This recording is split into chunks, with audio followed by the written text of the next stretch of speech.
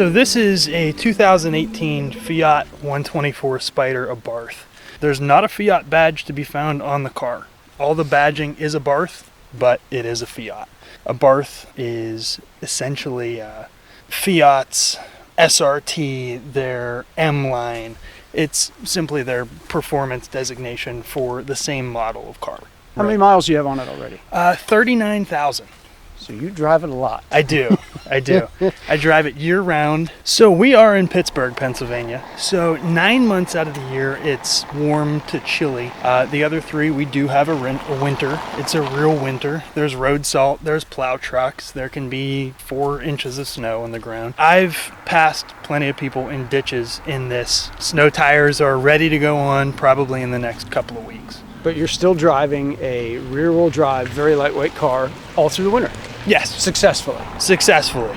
The big thing that swung me to this car was really not so much about the car itself. I went to the Mazda dealer first and looked at a Club BBS Brembo package Miata. The experience was basically, here's the car, here's the price, we'll give you X for your trade.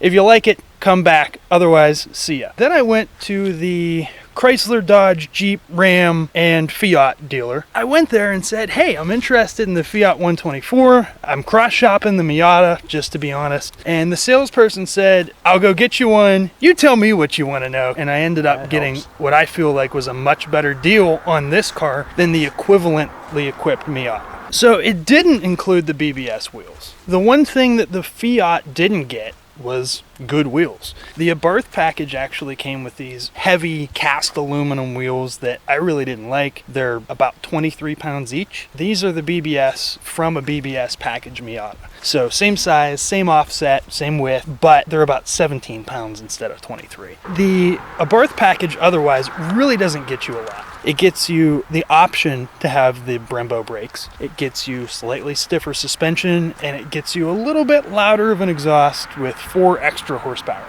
4.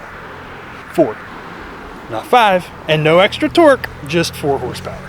So it's mostly a cosmetic package. Unfortunately, yes. You can option on the Brembo brakes, which are marginally larger than the standard brakes, and it does get you a little bit stiffer suspension. The big draw, in my opinion, for the Abarth car is if you are doing something like racing in a stock class, SCCA, you get a slightly better car stock. With the minimal changes that you're allowed to make, you do get a slight advantage.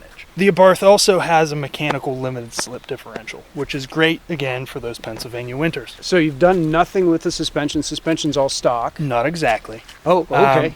No, I've done very little. So it has flying Miata springs on it. The Miata and the 124 are essentially the same car, so the springs are for both models. They're a much stiffer spring. They drop the car about 3/4 of an inch. Really didn't affect the drivability.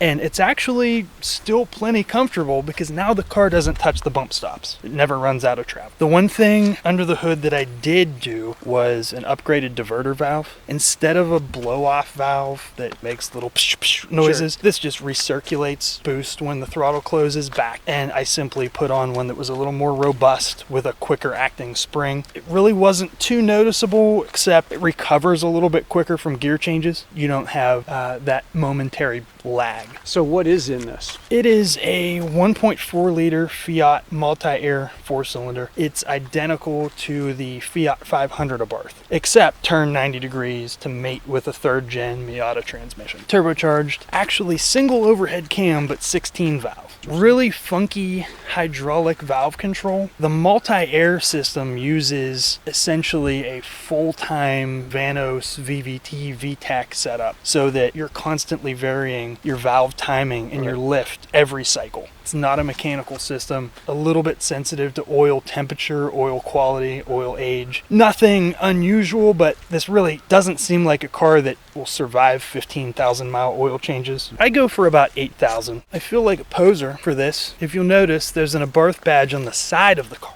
As of early 2018, when I bought this car, that was a world market only badge, and we didn't have them in the US. I thought it looked cool, so I bought some knockoff ones and put them on the car. And immediately after that, they became available in the US if you got Recaro seats and an upgraded active exhaust. I don't have those, but my car has the badge. Other than that, I just drive it. It's been to the dealer exactly once, and that's because I'm dumb. Care to elaborate on that one?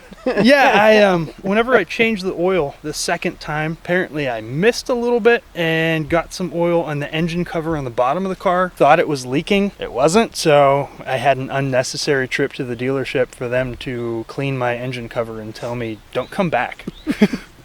So you've done SCCA solo with? Right, okay. Very casually, and I'm not building it for a class. I've already taken myself out of the stock class by changing the springs, but really haven't made the car much more competitive. I'm in it for fun. Technically, the car's in Street Touring Unlimited now, which it will get eaten alive in. I don't really want to talk too much about what I may or may not do to it, because I probably won't do much to it. There are tune options, there are turbo options. You could throw thousands of dollars at this car to have about 200 horsepower. And how much does the car weigh? 2,400 pounds. So it's not super light. No, I really think that your money and your time is more well spent outside of the drivetrain in this car. Whenever the stock struts are shot, I'll probably upgrade those to Coneys. I don't want to change anything that I'm just going to ruin again by driving the car miles and miles and miles on the street. As it ages, as things wear out, I will upgrade as they break. This uses the previous gen Miata transmission because this car has a little bit more torque lower in the rev range than the new Miata. So they used the previous transmission that was paired to the 2.5 liter in the last gen. And unfortunately, the early ND 2016 and newer Miatas had a lot of trouble with transmissions breaking.